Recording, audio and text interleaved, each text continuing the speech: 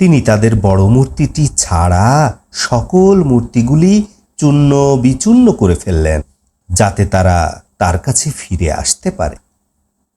তারা বলল, আমাদের মাবুদের সাথে এ ধরনের কাজ কে করল? নিশ্চয়ই সে জালিমদের মধ্যে গণ্য। তারা বলল, আমরা এক যুবককে এদের সমালোচনা করতে শুনেছি, তাকে সবাই ইব্রাহিম বলে ডাকে। অতঃপর নমরুদের পরিষদবর্গ বলল, তাকে মানুষের সামনে উপস্থিত করা হোক এবং মানুষেরা সাক্ষী প্রদান করুক। নমরুদের পরিষদবর্গ জিজ্ঞাসা করল, হে ইব্রাহিম, তুমি কি আমাদের মাবুদের সাথে এহেন ব্যবহার করেছ?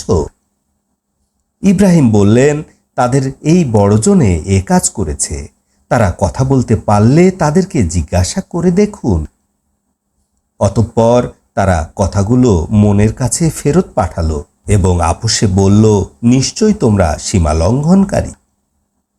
অতঃপর তাদের মাথা নত হয়ে গেল এবং বলল, তুমি তো জানো যে এরা কথা বলতে পারে না। ইব্রাহিম বললেন, তোমরা আল্লাহকে বাদ দিয়ে এমন বস্তুর ইবাদত করছো যারা তোমাদের কোনো উপকারও করতে পারে না, ক্ষতিও করতে পারে না। ধিক তোমাদেরকে এবং আল্লাহকে বাদ দিয়ে তোমরা যাদের ইবাদত করছো তাদেরকে। তোমরা কি জ্ঞান রাখো না?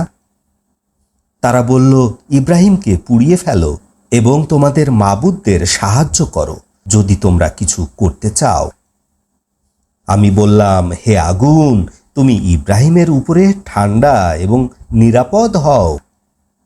এবং তারা ইব্রাহিমের ব্যাপারে ষড়যন্ত্র করেছিল, আমি তাদেরকে ক্ষতিগ্রস্ত করে দিলাম। আমি ইব্রাহিমকে লুত সহ এমন ভূমিতে মুক্তি দিলাম যেখানে আমি সৃষ্টিকুলের জন্য কল্যাণ নিহিত রেখেছি। এবং আমি তাকে দান করেছিলাম ইসাহাককে এবং ইয়াকুবকে অতিরিক্ত, এবং সকলকেই করেছিলাম সৎকর্মপরায়ণ। এবং আমি তাদেরকে ইমাম নির্বাচন করেছিলাম যারা আমার আদেশে মানুষদেরকে পথ প্রদর্শন করত, এবং আমি তাদের প্রতি অধ্যাদেশ পাঠিয়েছিলাম উত্তম কাজ করার জন্য, সালাত প্রতিষ্ঠা করার জন্য, জাকাত আদায় করার জন্য, এবং তারা আমারই ইবাদতকারী ছিলেন।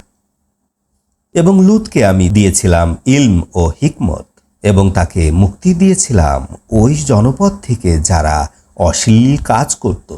নিশ্চয় তারা ছিল সীমালঙ্ঘনকারী একটি নিকৃষ্ট জাত। আমি লুতকে আমার রহমতের মধ্যে প্রবেশ করিয়েছিলাম, সে ছিল সৎকর্মশীলদের অন্তর্ভুক্ত। স্মরণ করো নূহকে, ইতিপূর্বে সে যখন আল্লাহকে ডাক দিয়েছিল, অতঃপর আমি তার ডাকে সাড়া দিয়েছিলাম।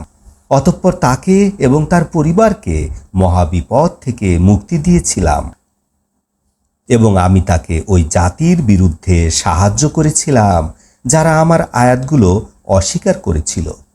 নিশ্চয় তারা ছিল নিকৃষ্ট জাতি, আমি তাদের সবাইকে ডুবিয়ে দিয়েছিলাম।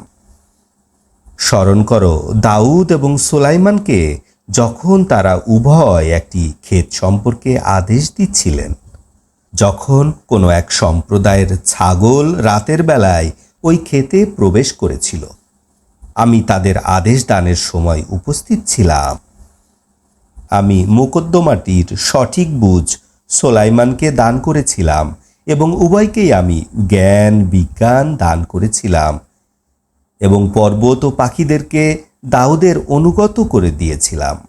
তারা দাউদের সাথে তসবিহ পাঠ করত, এবং আমি সব কিছু সম্পাদনকারী।